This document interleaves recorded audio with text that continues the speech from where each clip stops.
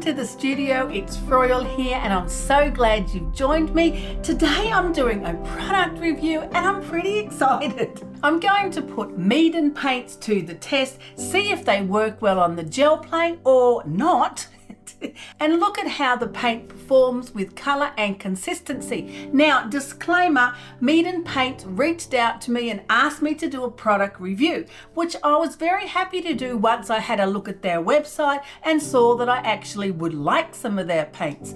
But I'm not getting paid for this review, so the review is going to be completely honest. And for those of us who are obsessed with jelly printing, using the paint on the plate can be a little bit different to dabbing nicely and politely with a brush.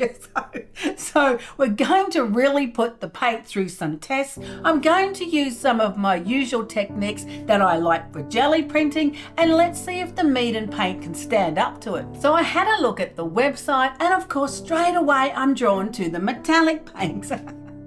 Of course I am. I'm completely obsessed with metallic paints. I also decided on the pastel collection and the gleaming paints. I mean, what are gleaming paints? I don't know, man. I wanted to have a look at that. So they sent me these fabulous paints. They also put in a box of the basic colors, which was very considerate because it's always good to have a nice range of colors to mix with. So the first thing I'm going to do is to create some color swatches on my big piece of watercolor paper because I want to see what we're dealing with. Of course, I tried the metallic colors first. They look absolutely beautiful. I'm pretty happy with the colors. It's going to be fun to see how they respond to the gel plate. Next, I put out the gleaming colors, and in reality, I don't know so much if you'd call them gleaming. I'd be calling them glitter paints because they look like just glitter mixed with some acrylic medium, which might be okay if that's what you want, but that's not gleaming. I'm not gelling with the gleaming here, but you know, they're glittery paints. And then the third lot was the pastel colors. Now there are some really beautiful tints and tones in these pastel colors. A whole lot of pink. Libby's gonna really like this. But that's what you can expect from pastel colors. It's really good to do a paint swatch when you're getting a new set of colors or you're trying a different range, because then when you're printing and you're in a frenzy, you can quickly look and see what you might want to grab. They also sent me the basic range, which I didn't film the color swatching part because, you know, it was basic, but here the colors are, they're beautiful, they look pretty solid. So we're going to see how they print. Right, so let's start with some solid color prints first. Basic colors on the gel plate, pull the print. Let's see how this particular paint responds. Of course, I'm starting with the metallic paints because I want to see how well they're going to cover on the paper. I want to see how well they're going to pull off the plate because I've never actually tried this paint before. The first print, I'm using the metallic deep gold and the wine red, and my first thoughts are the paint's really thin and the tubes are really small. I do know you can get bigger volumes of the paint, but these boxes have got pretty small tubes. But the paint does cover well, it does pull off the plate, and the next color palette I decided to use was the light blue with the metallic black. It spreads well across the plate, but it is really thin, so I'm like, is this actually going to pull up and show anything on the paper? It kind of reminds me of interference paint because that paint in the fluid of the golden's really thin. It's that kind of consistency, quite thin, but we'll have to experiment with a few ideas to see if that's going to be really beneficial or not. Now with the blue and the black one, because it did seem a little thinner even than the other colors, I left it on the plate for a little while so that it would dry and peel off. I think about 5 minutes, that was all, because you know, I don't like to wait. And then it did pull up really easily. The metallic shine is really nice, and I think that these metallic paints would work really well as transparent layers on the wet strength tissue. So yes, the next one was to try that idea. With the beautiful warm tones, I wanted to see how transparent they would be if I pulled the print onto wet strength tissue. The colors went down beautifully, the print pulled up well, and yes, my theory is correct, they are very transparent. So you can see on here how transparent Those colours are through the print on the wet strength tissue. You can see the dance moves very, very clearly coming through there. And you can see even if you put it over some music pages, which I totally love doing, you'll see all that texture coming through. So as a transparent paint, metallic transparent paint, because it is so thin, I'm loving it. If you look at the back of the box, it does tell you that. No, I didn't look before I started. I like to find things out for myself. I want to try things and then work it out. But it does have the light fastness, the transparency, and the pigment number on the backs of all the boxes. It also has a color swatch, which, yeah, I don't know, man. I'm not thinking the color swatches are that accurate. My color swatches are way better. But it does have the transparency levels and the light fastness, whether they're 3 crosses or 1 or 2. You want to keep that in mind, the light fastness. They are a more cost-efficient brand. So if you're worried about archival, you might not want to use one of the paints that's only got 1 cross of light fastness. It's definitely something to think about. But the transparency of the metallic paints through the Gelli print is rather beautiful. I think the colors are glorious and the thin quality of the paint works well for that, but I don't think it would work well for all of the Gelli printing techniques. It does also have the pigment number of the pigment that's used in the paint, so you can do more research if you want to know exactly what the pigment is in these particular paints. So next I wanted to try out the pastel set. There are such a pretty range of colors. It feels really nice. It's really buttery to the touch. Now these paints are going to be opaque because they're pastel colors, so they're going to have white in them, which will make them opaque. They won't be transparent, but the colors are pretty nice, and I'm thinking they should take pretty good solid prints. I'm using Arctic blue and ocean blue straight on the plate, a good rub and straight off. No problems, no sticking, and all the paint was picked up. Then the next one I put onto wet strength tissue with all those glorious pink colors. The paint goes down really well. It's a little thicker than the metallic paint, so I think it's going to cover better. I'm using both the Japanese sketch paper to pull these prints and the wet strength tissue, trying how the paint responds to the different papers. I think it's really good to do that when you're testing out new products. Now, what about pulling a second print? I'm using the metallic silver and metallic black right through my dashes stencil onto a previous print. It works really well. The paint pulls up, and then if I leave the ghost print to dry, I can pull that with another one of the colors. I'm using the pastel cream onto wet strength tissue. The only way to really try some new products or new paint sets is to have a go.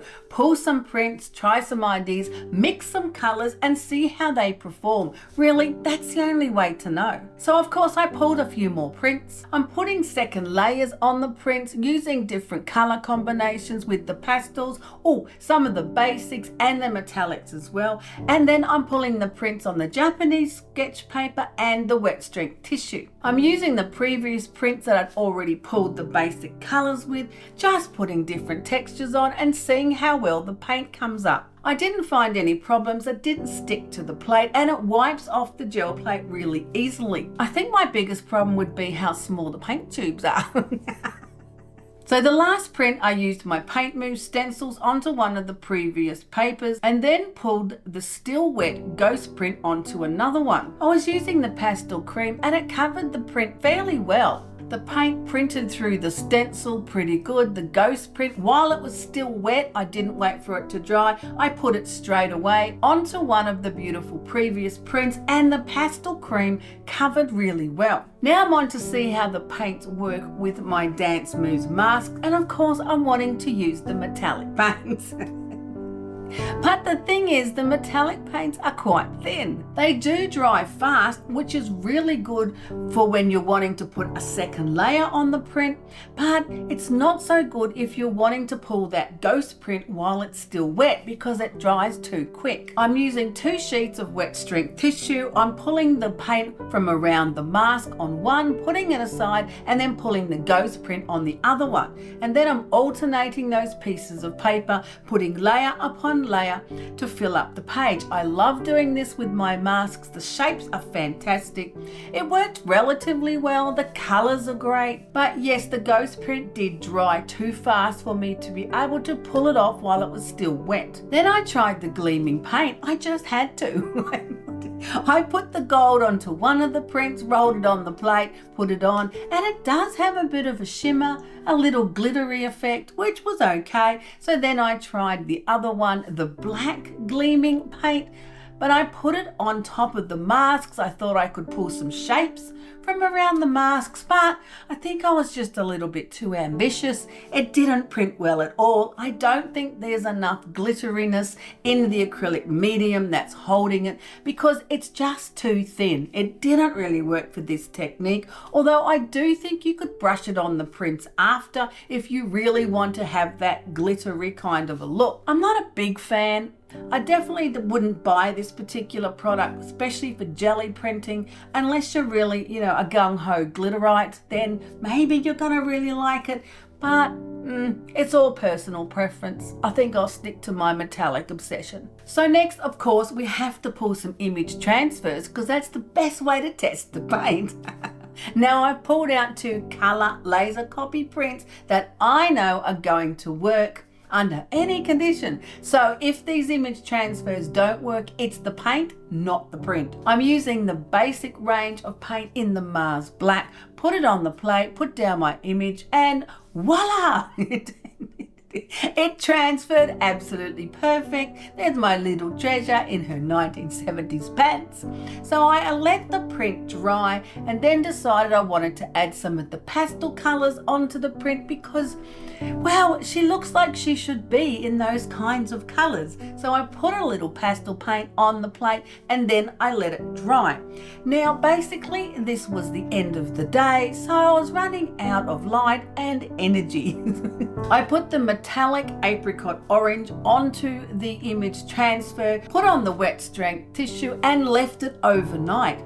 Yes, it was a little bit of a challenge pulling it off the plate. Not that it stuck, but I think that it was, because it was overnight, it's probably a bit too long, it did come off with a little bit of tug and a pull, and it didn't tear and it didn't stick. So, it looks pretty good, really. I think the pastel colors really suit the particular image transfer.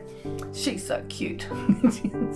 Of course, then I had to do a second image transfer, and this is an image from one of my shots from Naples. Yes, love this building. I put it on in the crimson red of the basics range, and again, it turned out absolutely perfect as a transfer.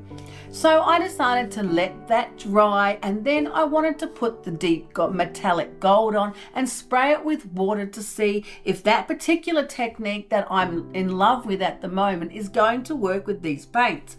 Well, because I found the metallic paint was so thin, I might have overcompensated and put my layer on a bit thick, because when I sprayed it, it didn't really move.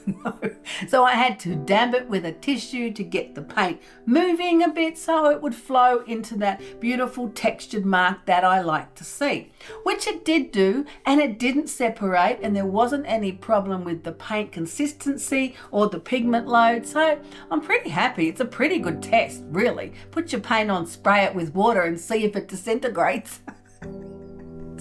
So anyway, I let that dry and then I put the metallic black on, and again it was the end of the day, left it overnight and dealt with it in the morning. And this particular print I pulled on the Japanese sketch rice paper. It got a little stuck on the plate, but it did pull up. I think it's looking okay. I don't know about my color choices. Perhaps the metallic black wasn't the best option, but it did work. The technique worked. The image transfer turned out perfect, and the texture with the water worked well too. So, maybe I'll choose a different background color next time. I think the prints turned out rather well. Really, I do like the metallic paint. I really like the way it's so transparent, and it does have a beautiful sheen to it because of the metallic pigments. The transfers turned out fine. Doing the second layers through stencils onto the papers works really well. Can't complain about that. The colors are really pretty. They worked well. putting 2, maybe even 3 layers onto your prints is going to work. You can let it dry on the gel plate and then pull it off. It comes off easy, no problem at all. So overall, I think my prints are okay. I think the only thing is I wasn't that fussed on the Gleaming paint, but like I said, I mean, you can see a little bit of the glitter. That's probably personal preference. And you don't really want to use that for jelly printing, but you could use it for other things. So this is the Gleaming Gold, and if I put it on this print and just paint it on, then you're going to have a better effect than trying to jelly print with it. And I was testing this paint for jelly printing. I know you can use it really well for just painting on canvas or on paper or any other acrylic painting requirements, but because I love jelly printing, that's what I was testing, and I do think the paint held up fairly well in my experiments and my techniques. But like I said, the metallics are really thin. You may or may not like that. They dry really fast, which could be an advantage, but sometimes a disadvantage. The pastel colors are rather beautiful. They're very buttery, and there's a huge range. Actually, I saw on Amazon, there's a pack of 100 colors. And because, you know, the paint tubes are only like this, you would need 100 of them. But if you look at the price, yeah, hello, they are in the more cost affordable range of art supplies. So there is that. So if you're looking for cheaper paints, if you're not going to stress over whether or not they're going to be archival, then it's a really good option because the range of colors are beautiful. They do work really well. There aren't really too many complaints. They did pull off the plate. They did create second layers. They are looking rather beautiful. And if you like glitter, knock yourself out. Actually, it dries up fairly well. I think I would probably like to buy the metallic ones because that's what I'm obsessed with. But really, all of them worked without too much trouble. Thanks for joining me today. I hope that my honest review really helps you to decide whether or not you actually want to try these paints. I will put the links in the description under the video for where you can find them on Amazon. I had a little look. There's a whole heap there. Actually, it's quite a massive company. They do the watercolors, they do oils, they do brushes and palettes and easels. They do everything for art supplies. So they are in a more affordable end of the market. You might want to check them out. It might be something that you want to perhaps look at. It's definitely an option. I gave them a good run through with all of my jelly printing techniques, and overall I'm really happy with the product. There's only a few little niggly bits, but that's personal preference, and we wouldn't all want to be the same now, would we? So I hope you enjoyed today's episode, and I'll see you next time in the studio.